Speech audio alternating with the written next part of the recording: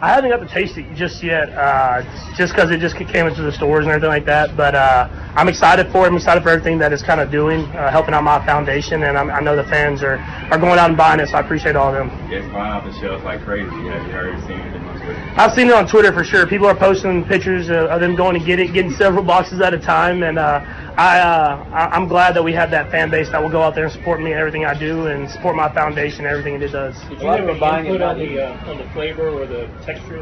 Yeah, I like Frosted Flakes, so I told them to make it as close to Frosted Flakes as they could. So they did it, and it's a little bit healthier, less sugar. So I'm excited that it's that too. So I'll be able to eat it a little bit here during the season.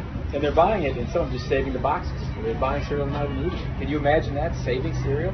Yeah, I mean, it is cool. I'll definitely have a box that I'll keep forever. I mean, whenever you're a little kid and you see people on those cereal boxes, it is a tremendous honor. So I'm excited to be able to have my own. Did you sign in here today? I signed one, okay. But I did see. I saw several. But I mean, it's cool that people will go out there and get that. And like I said, support not only me but my foundation and everything that it's going to hopefully do for this community. How about on the field practice? A lot of deep balls to Tyreek today. You guys seem to kind of be in sync already. How's it gone so far?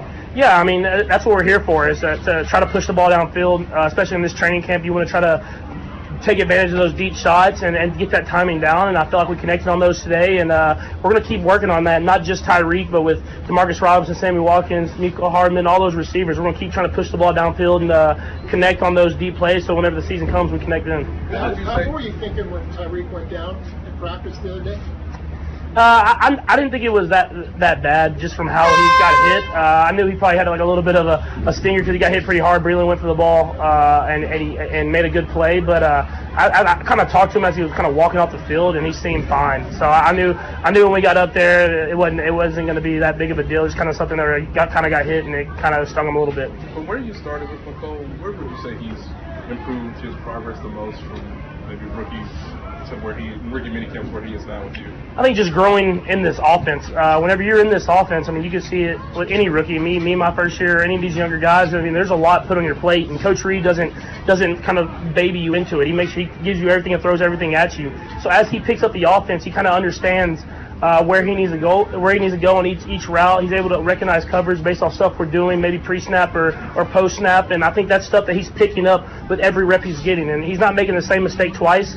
So those are good because whenever you get guys like that can play at a high speed and kind of learn from their mistakes, those guys end up being good players. How much does it seem to help McCole that he has Tyreek out there practicing with them? Yeah, I mean, definitely seeing a guy that has a similar skill set with speed and that compact body and able to go out there and make tough catches. I mean, when you see a guy that's the top level of that and then able to see how you have to work to get there, it's definitely something that has impacted him in a positive way. Does a completed deep ball feel like it did when you were throwing them 10 years ago, or is it just so routine now? How do you? It's a feeling, maybe. No, it's still a great feeling. Every time you take that shot and you connect, I mean, when you're playing NFL defenses, that's what they're trying to prevent, and they're doing everything they can to try to prevent those plays, and so you get limited chances. So whenever you take that chance, you want to make sure that you connect on it. How limited this year?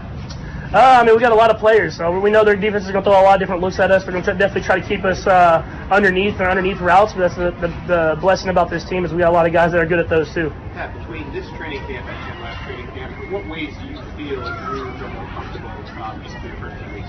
Yeah, I mean, I think I've seen more, defenses, seen more different disguises and different stuff. So just being able to follow that in the memory bank and pull out of the memory bank, and when I see a defense maybe that we haven't necessarily scouted our defense for, that I may have seen it last year, and I'm able to know where to go with the ball, whereas last year it was kind of just new to me every single time I saw a new look. A couple more guys. Has the defense out here felt more improved? Has it been more difficult with this version of it? Yeah, they do a lot of stuff, and it is hard to read. They get me on a good amount of times where I think I have them picked up, and they have something that goes off of something they may have done 2 days earlier. And so I think just having that and just having that inbox where they can go and show one blitz one day and then do the exact opposite the other day when it looks the same is something that will be hard for other offenses to kind of progress against. That one ball earlier to McCole where you were rolling out to your right and just kind of shoved it out there. What are you telling a guy like that about developing that improvisational chemistry, I guess, to stay with you? Yeah, I mean, what we say this offense is to always stay running. There's never a dead route. There's never a route that